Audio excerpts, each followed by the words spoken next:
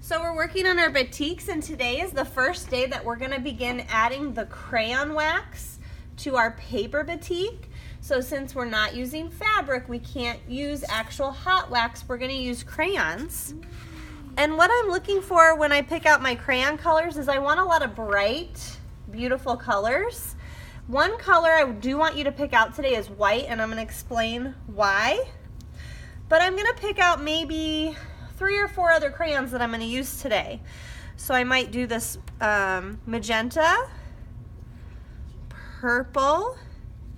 I found a silver that's kind of cool. And I might do, this is called green yellow, which to me that's yellow green. The reason I want everyone to have a white today, so you might need to share because there's not very many at your table. Everyone is going to take your crayon and color your eye in white. Now, it's hard to color white on white paper because you don't know where you've been, right? You can't see it. So what I just need to do is carefully go over the whole eye. I don't want to color on the black. And make sure that I'm pressing firmly and I'm not missing any spots. I want it really good and colored in. And if you take your finger, you can kind of feel the crayon wax. So you can feel a lot of times if you missed a spot, or if you take your paper and kind of turn it to the side, you can see kind of shiny wax and you can kind of see if you missed a spot.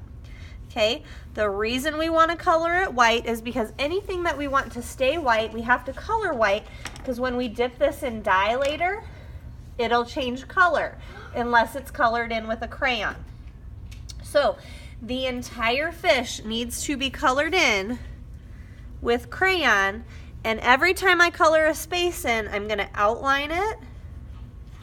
And then color it in. And then I'm going to color it in, pressing fairly firm, making sure I don't miss a spot. Okay?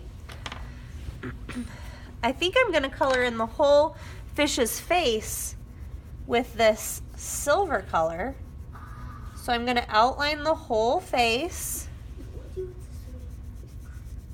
So this is one of those projects that's going to take, we're going to have to work diligently on because it's going to take a long time, but we don't want to rush. We want to make sure all of our spaces get colored in really good.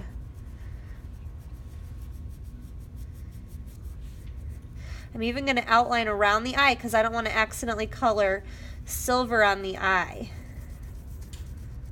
So it's much easier to stay in the lines and do a good job coloring if we outline first. Can you use blue? Friends, you can use whatever colors you want. The only color that's not going to be a good color to use is black. And the reason for that is because we are going to dip the fish in black dye at the end. So we don't want to do black crayon because we're already going to have a lot of black. Okay?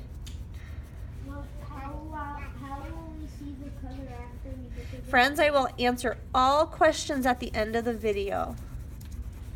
So let's just pretend that I colored in the whole face, but notice how I'm trying to make sure I don't have any white spots. Okay, so I'll finish coloring the face in. I'm going to go ahead and color in a couple fish scales because I want to show you the difference between coloring firmly and just coloring normal. Okay, so here I outlined. Now if I just color normal,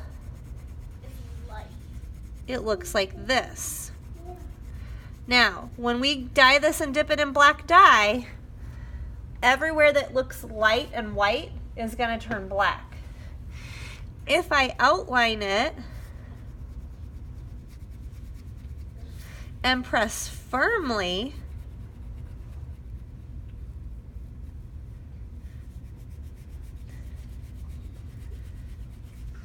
and this is one of those projects where at the end of art, your hand is almost going to hurt because it's like you're exercising your hand by pressing so hard. You're working a lot of muscles in your hand.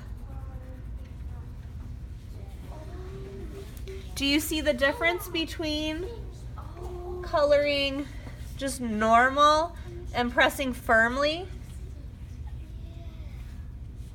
Do you guys see the difference? So today you might get only 1/3 or a half of your fish colored in. I do not expect you to get your whole fish colored in. You're only going to get colored in a few parts, okay?